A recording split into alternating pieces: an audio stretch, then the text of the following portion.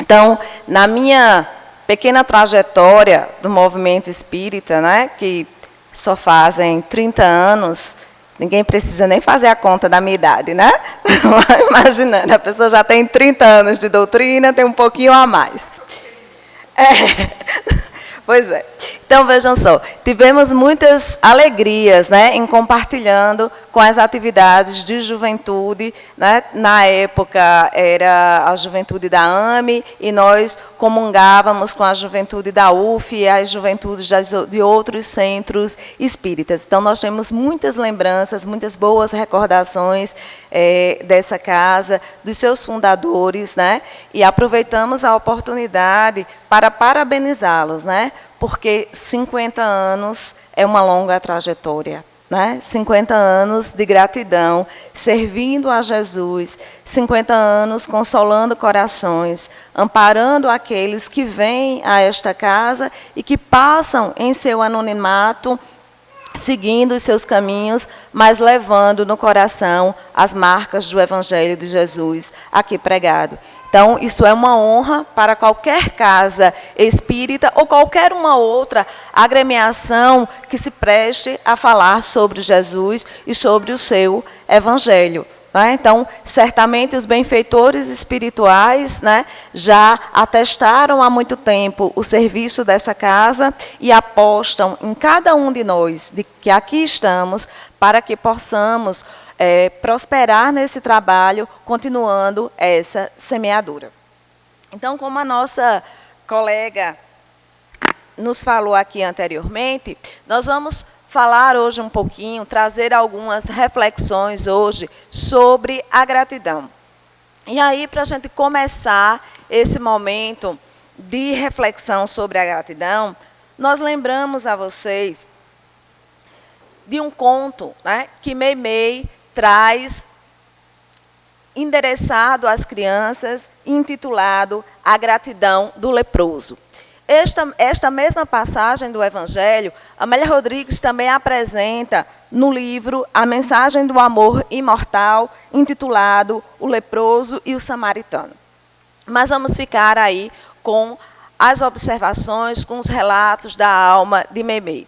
Então, nos relata Meimei que, certa feita, Jesus vinha de Jerusalém e se depara, né, entre a Samaria e a Galileia com 10 leprosos. Né? Esses leprosos que, à sua época, eram excluídos, né, daquela sociedade, eram retirados de seus lares, não podiam mais voltar à convivência dos seus entes queridos, nem podiam transitar pelas aldeias como de costume. Então, eram relegados, muitas vezes, para as extremidades das cidades ou locais denominados os valos dos leprosos.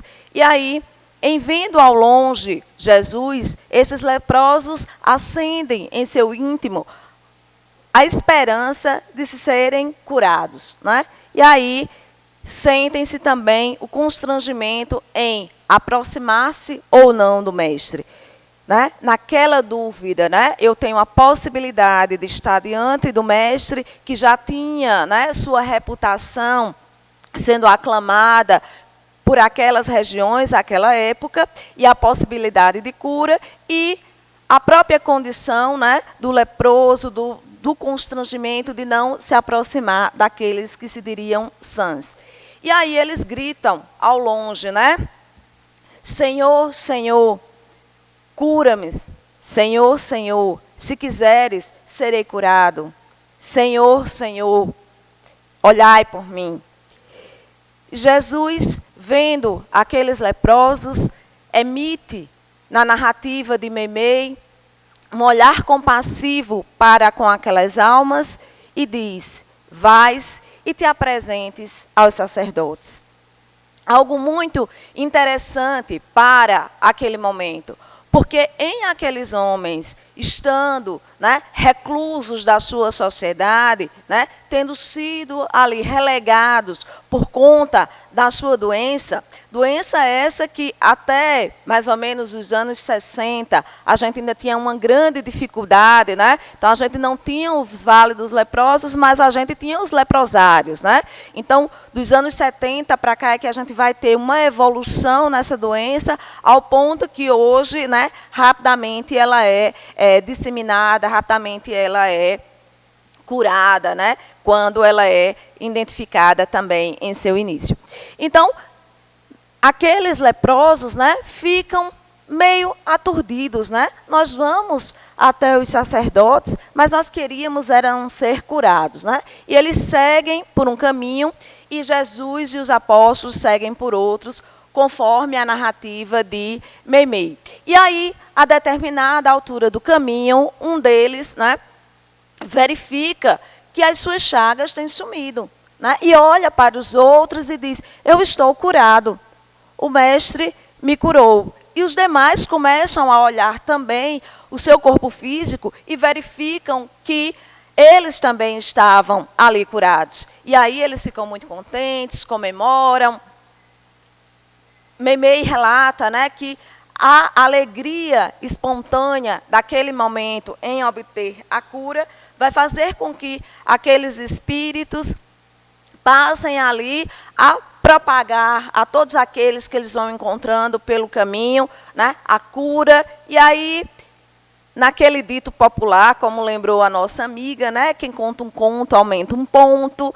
Então, imaginem 10 almas ainda em processo de regeneração, né, o que não saíram aí festejando nesse processo. Mas ela narra também que apenas um entre esses 10 leprosos, né, se dá conta do milagre, da oportunidade que está tendo de ter sua vida de volta.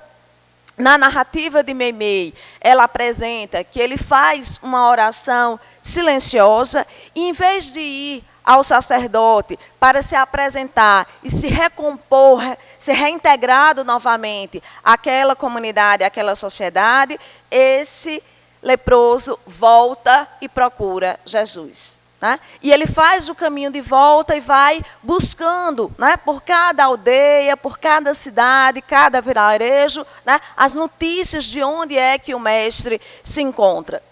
E vai deparar-se com Jesus, né, alguns dias depois.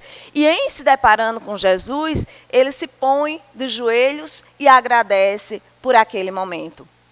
E narra Meimei que, apesar de os apóstolos já estarem acostumados com as curas de Jesus, com as apresentações, né, de sinceridade daqueles que assim o representam após a sua cura, eles se sentem tocados também por aquele gesto, né? E Jesus olha para aquele leproso e o reconhecendo, porque era um samaritano, e naquela época, né, havia uma rivalidade, né, entre os samaritanos e os judeus. Então, ele pergunta, né, mas eram 10, onde estão os outros 9? Né? E muito lindamente, artisticamente, o Semearte, né, musicou essa passagem do Evangelho que nos fala muito intensamente ao coração. E aí, né, Jesus olha para aquela alma e diz: vai, a tua fé te curou. E a gente, nessa passagem do Evangelho, a gente fica, né, refletindo sobre a importância da gratidão. Como é importante esse ato para o nosso dia a dia.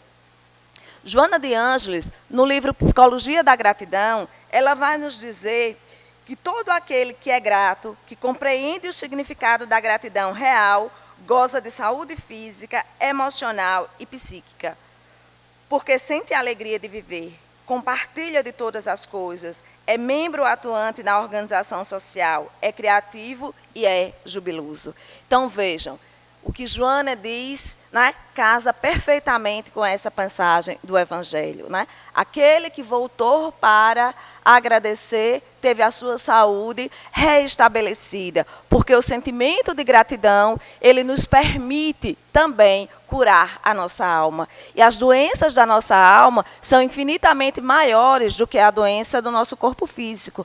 Na maioria das vezes, o nosso corpo físico é apenas um reflexo daquilo que está lá no nosso emocional, muitas vezes, né, arraigado, frustrado, magoado, doído, sentido, e que precisa ali ser acolhido.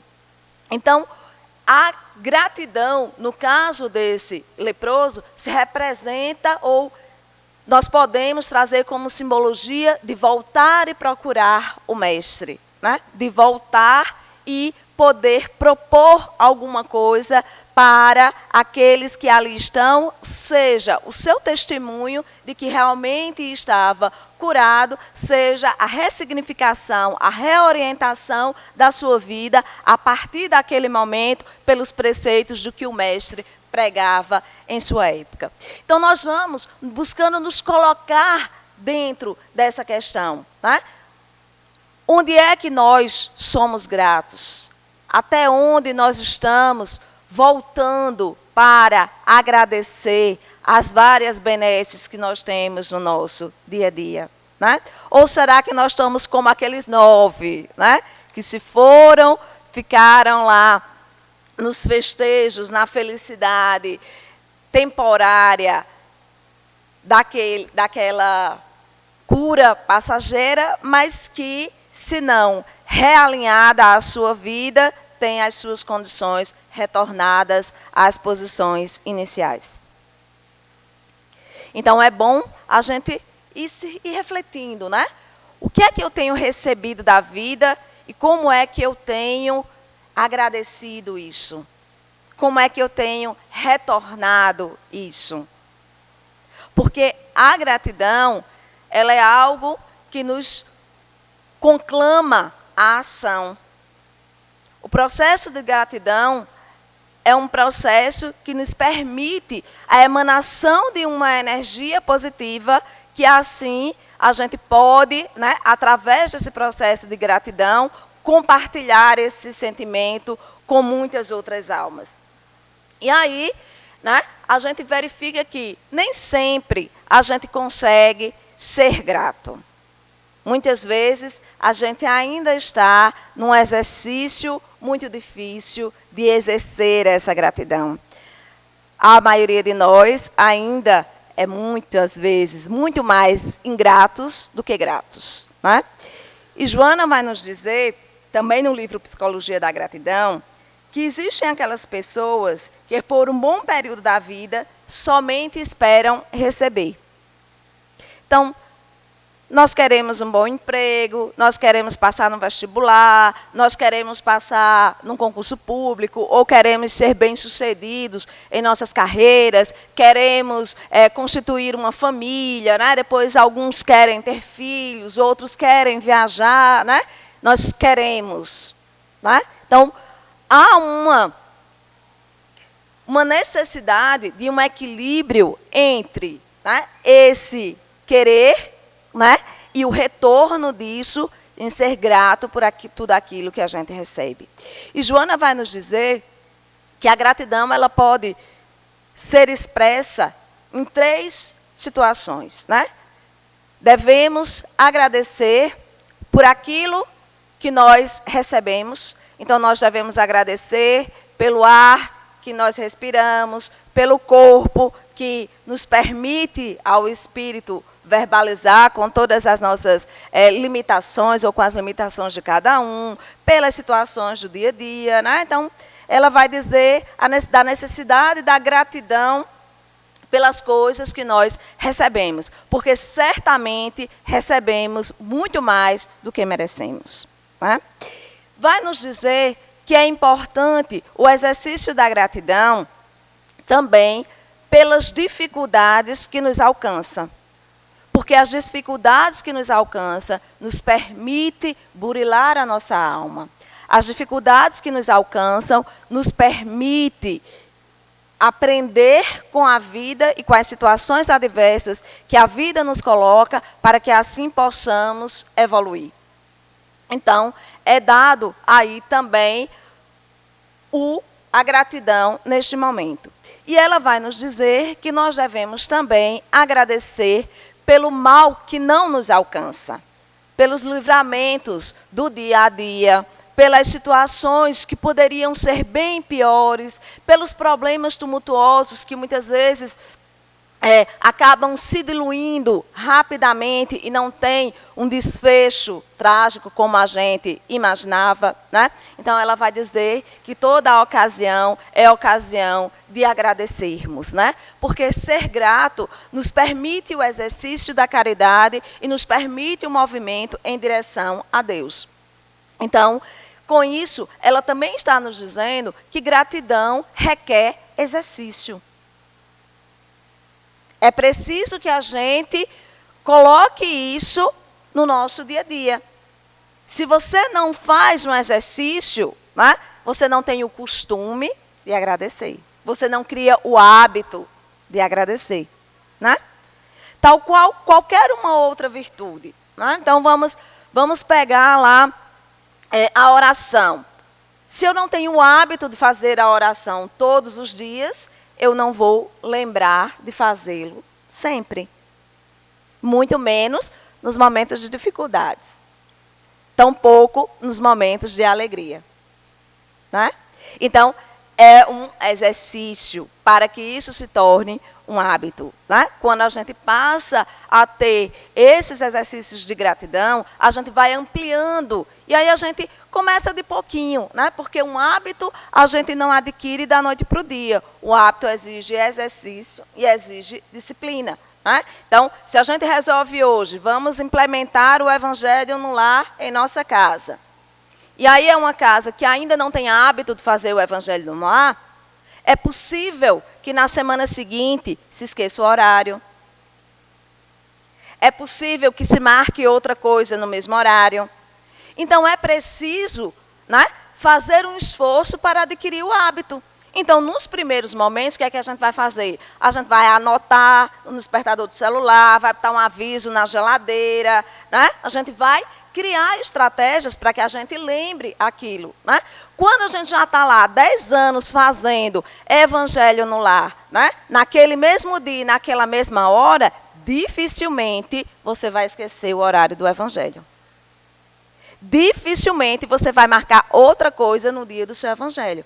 Porque você já incorporou aquele hábito ao seu dia a dia. Então, você já sabe que naquele dia estipulado, né, na minha casa, na segunda-feira à noite. Então, na segunda-feira à noite é dia do Evangelho no lar. Então, não cabe uma outra coisa, porque eu já tenho um compromisso com a espiritualidade naquela hora e os espíritos, né, que assessoram e acompanham essa atividade estão lá pontualmente para a realização dessa tarefa. Né? E não me cabe, né, ser indisciplinado e não estar presente. Tem que estar lá com eles. Então, a gente vai verificando essa necessidade também de tornar a gratidão como um exercício constante, um exercício diário para o nosso dia a dia.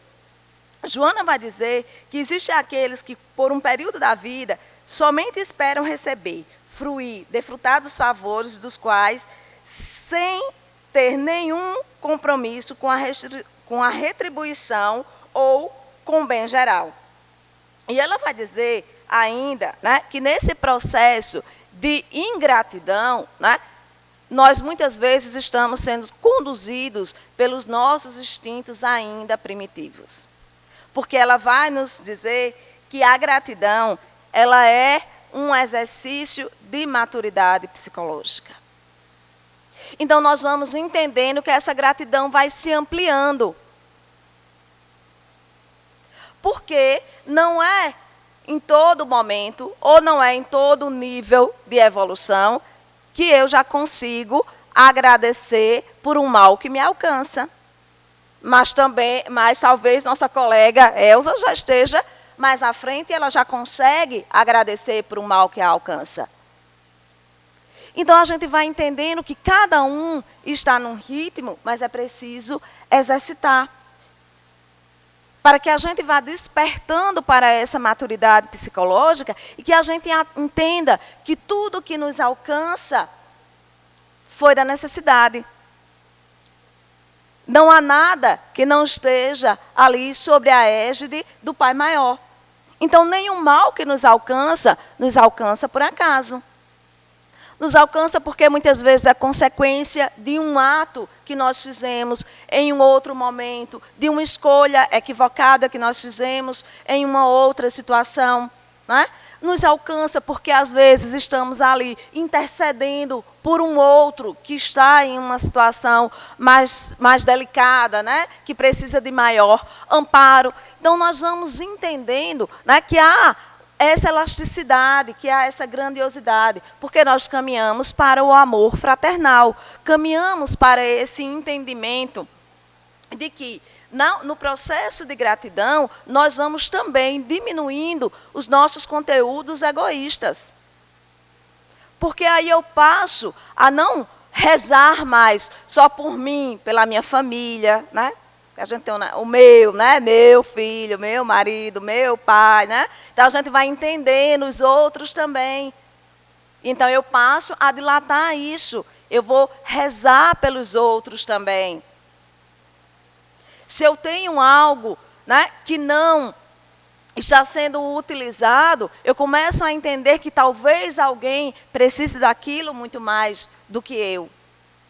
E seja mais proveitoso em um outro lugar. E eu começo a exercer o meu desprendimento, né? Então, eu vou dar aquilo no sentido de me sentir feliz porque eu estou podendo ajudar o outro. E não no sentido apenas de retribuição.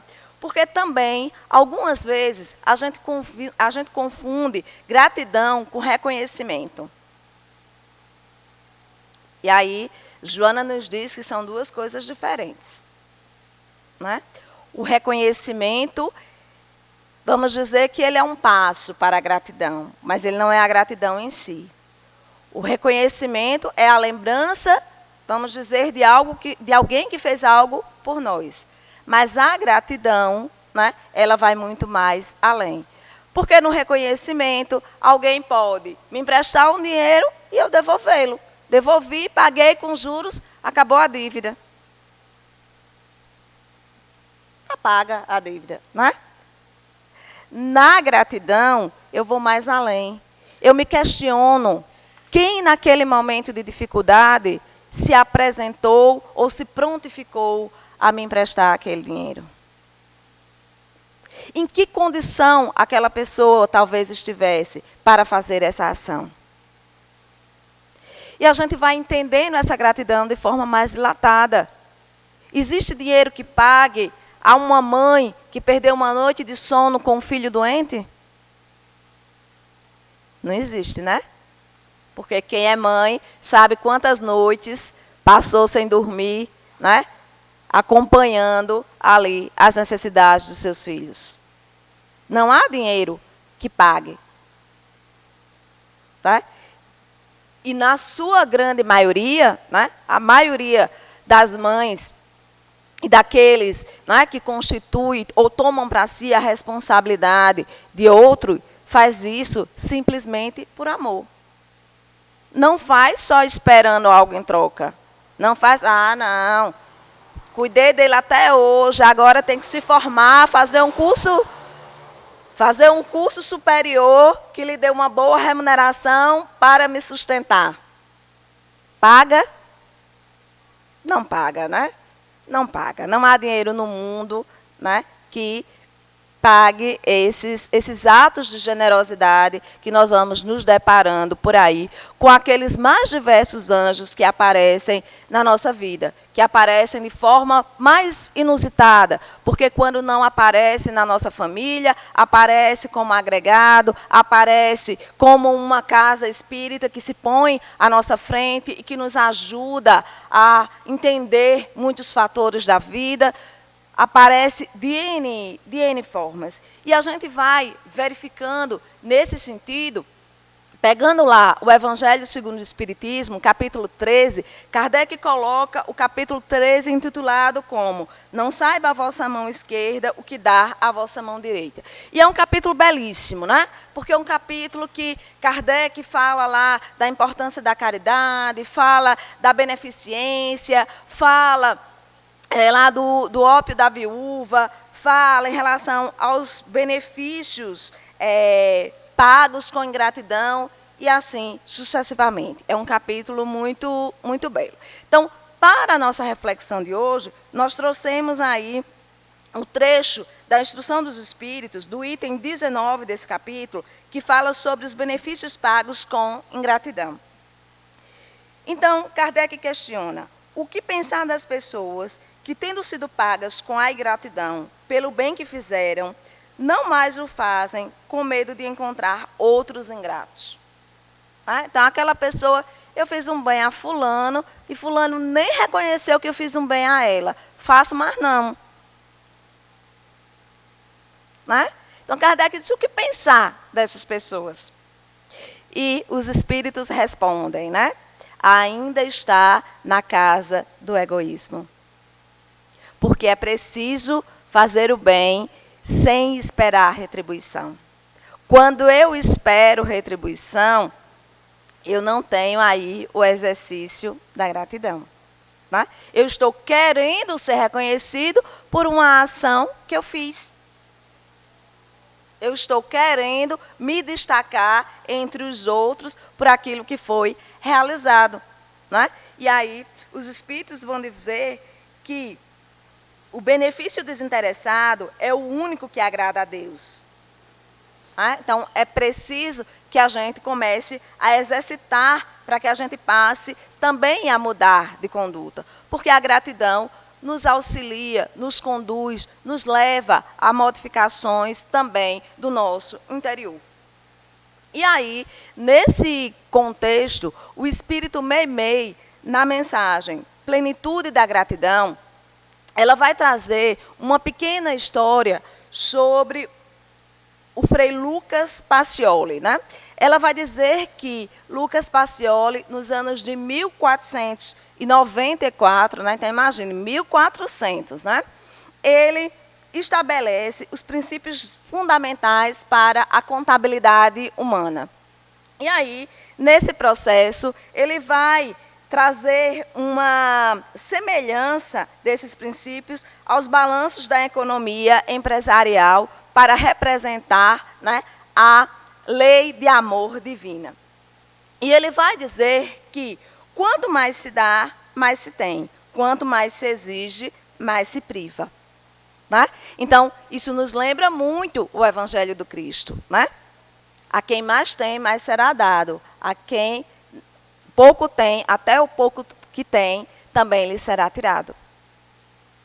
E aí, avaliando essa máxima de Jesus de forma precipitada, a gente poderia dizer assim: meu Deus, que coisa rigorosa.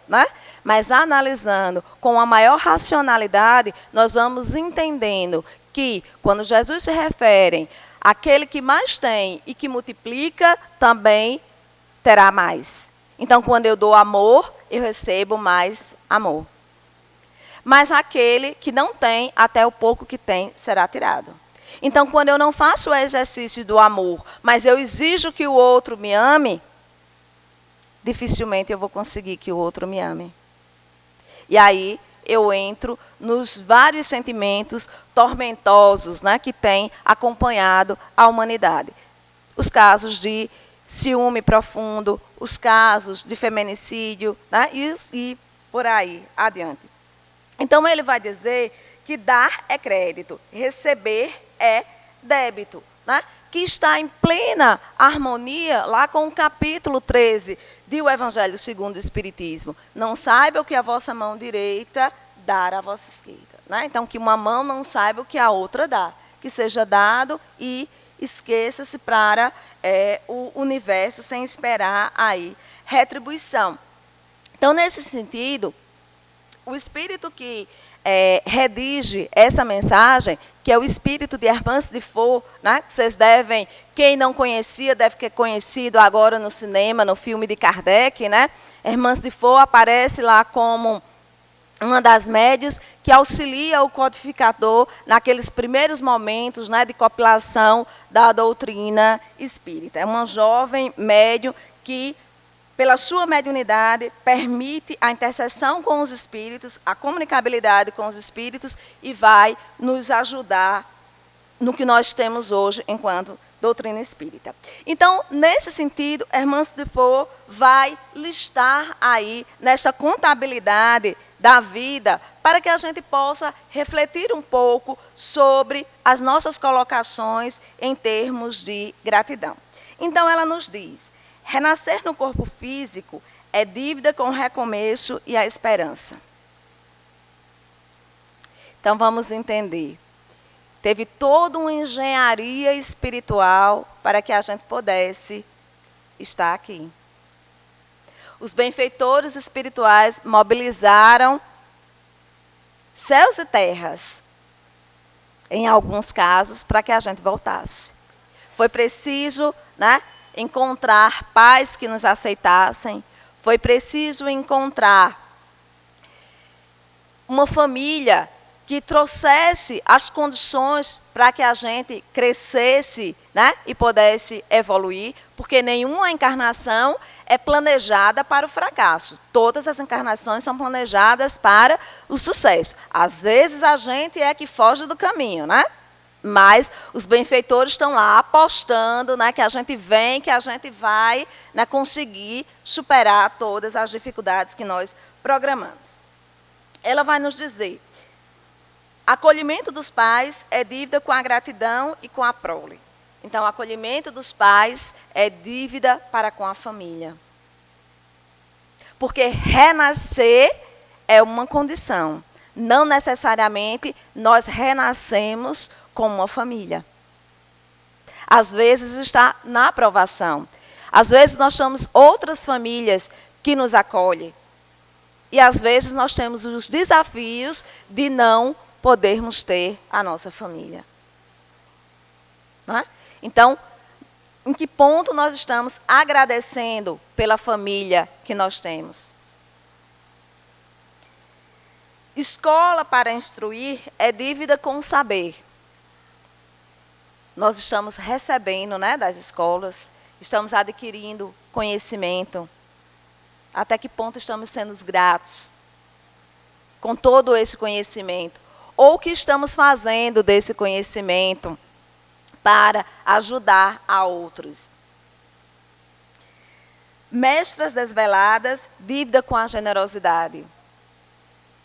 Até que ponto nós somos gratos aos nossos instrutores, aos nossos professores? E aqueles que se dedicam, né, de corpo e alma em sua profissão. Porque nós sabemos que em todas as profissões há aqueles que são excelentes profissionais e há aqueles, né, que não são tão condescendentes com aquilo que a ética coloca. Mas aqueles que nos impulsionaram, né? Quem lembra aí de fazer uma prece pela professora da alfabetização? Sem ela a gente não sabia ler e escrever, né? Então, vamos refletindo sobre como anda a nossa generosidade. A rima dos amigos, dívida com a cooperação e o estímulo. Em que ponto nós estamos agradecendo pelas amizades sinceras que vão nos deparando ao longo da vida? Porque cada um que passa, deixa um pedacinho de si.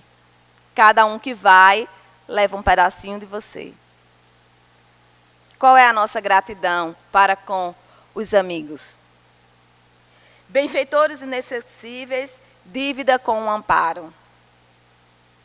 Nenhum de nós está desamparado. Por mais difícil que a situação pareça, Joana já nos diz, o socorro chegou antes. Você é que não teve condição de ver. Quando a gente passa um tempinho, que a gente olha para trás, a gente diz, de fato, o socorro chegou antes. Se não fosse tal situação, se não fosse tal pessoa, se não fosse tal coisa, teria sido bem pior. E muitas vezes a gente identifica que os benfeitores espirituais, né, mobilizaram-se para nos acolher e nos amparar diante daquela situação. Né? E aí, será que a gente está também agradecendo a esses benfeitores, ou a gente está só pedindo, né? Me ajude, me proteja, né? Como se os benfeitores muitas vezes estivessem à nossa disposição. Profissão para exercer, dívida com a sociedade. Precisamos ser gratos pela profissão que nós temos. E essa gratidão é refletida em como nós exercemos a nossa profissão diante da sociedade. Né? Se eu sou um professor, como é que eu estou instruindo os meus alunos? Se eu sou um médico, como é que eu estou atendendo os meus pacientes? Né? E assim sucessivamente. Orientação espiritual, dívida com o espiritismo. Para mim, né, essa é uma dívida eterna. Né? Porque, particularmente, a doutrina espírita me traz um consolo infinito e me traz uma racionalidade dos fatos.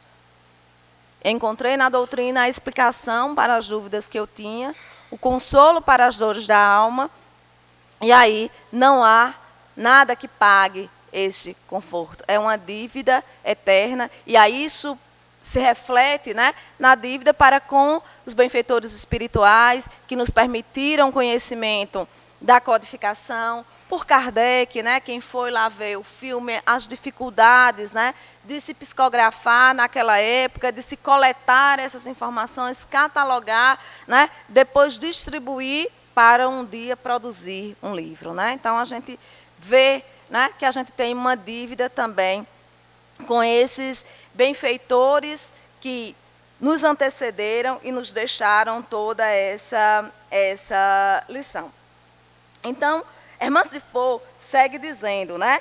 Tecnologia facilitada, dívida para com os inventores. Né? Estamos agradecendo pelas facilidades que nós temos hoje, que nos permite, né, de locomoção, de comunicação, de vários outros elementos. Né?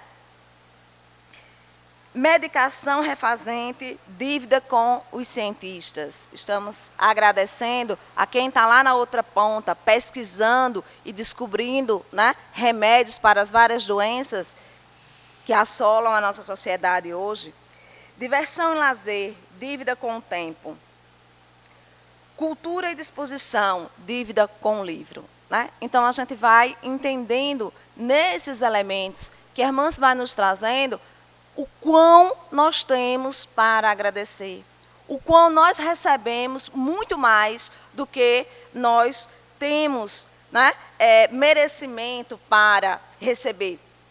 E aí ela vai seguindo, nos dizendo que pensamento e vibração são fundamentais para a concretização dos nossos propósitos. Então, quando nós exercemos a nossa gratidão, nós emanamos uma vibração que nos traz um alento, que nos traz um conforto, que nos traz um refazimento. Então, a gratidão é algo de nós para com o universo, de nós para com o outro, mas que impacta primeiro a si. Né? Então, por isso que essa gratidão ela precisa ser sentida, ela precisa ser sincera. Né? Então, eu vou comprar um presente para fulano, porque eu sou muito grata a ela por algo que ela me fez. Se isso não vier, se esse sentimento não vier do coração, não vai impactar o outro. Se esse presente é algo material, ou se é um abraço, é um sorriso, é uma mensagem, se não vier do coração, não vai nos impactar. Quantos de nós ficaríamos muito felizes se tivéssemos a oportunidade de hoje encontrarmos os nossos entes queridos que já se foram? Né? Uma mensagem do além, uma comunicação. É um sentimento de gratidão muito intensa. E aí, eu falando nisso, né, me lembro de uma senhora que eu a conheci essa semana quando fui assistir o filme. Né? Então, era uma senhora, ali já quase seus 80 anos, que estava indo a primeira vez ao cinema. Né? Então, uma coisa muito bonita, né, de você prestigiar, assim, descobrir aquele universo. Né? E ela estava lá, estava sozinha, e eu perguntei, a senhora é espírita? Né? Porque um filme sobre Kardec, normalmente, a gente espera encontrar todo mundo lá, né? Só falta fazer a prece inicial, o evangelho, que está todo mundo lá. Então, eu perguntei a ela, né? Ela disse, não, minha filha, eu sou católica praticante, mas eu vim assistir o filme em homenagem ao meu marido. Fazem 10 anos que o meu marido desencarnou. E ele era espírita. Mas eu nunca me converti nas palavras dela, né?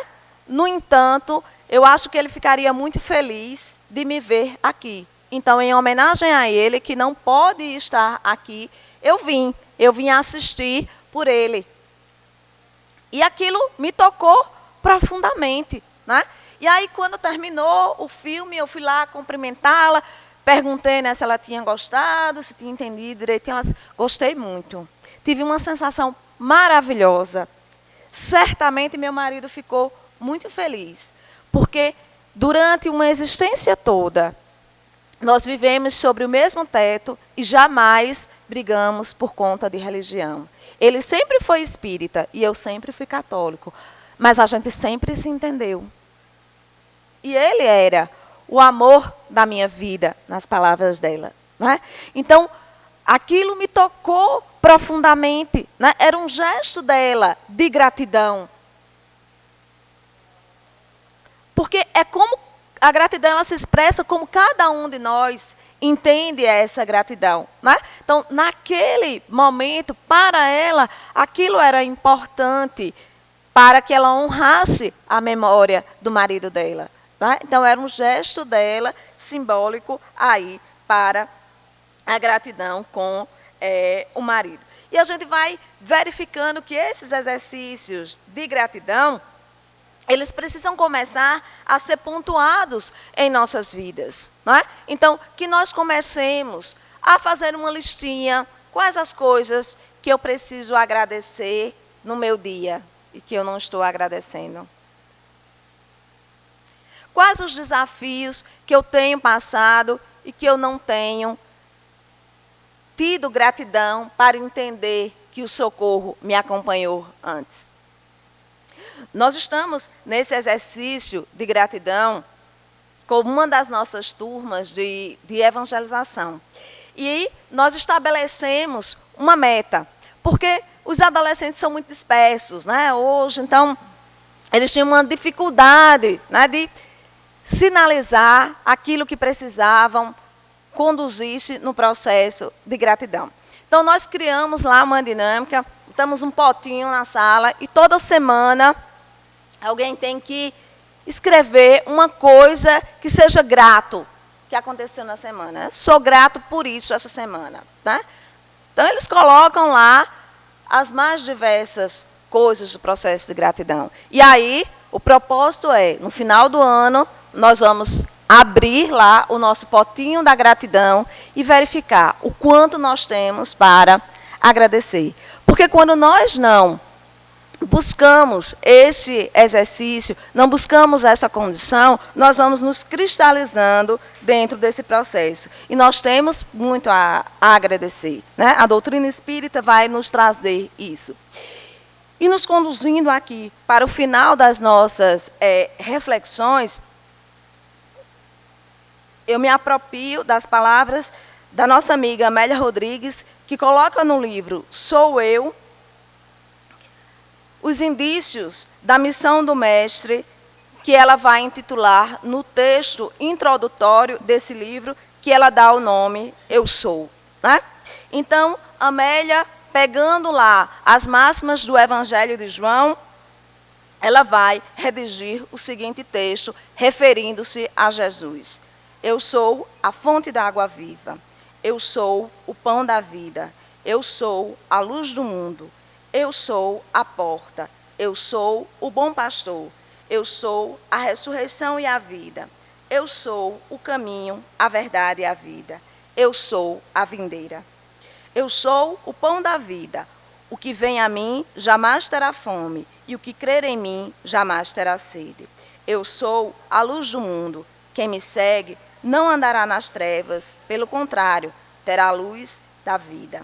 Eu sou a porta. Se alguém entrar por mim, será salvo.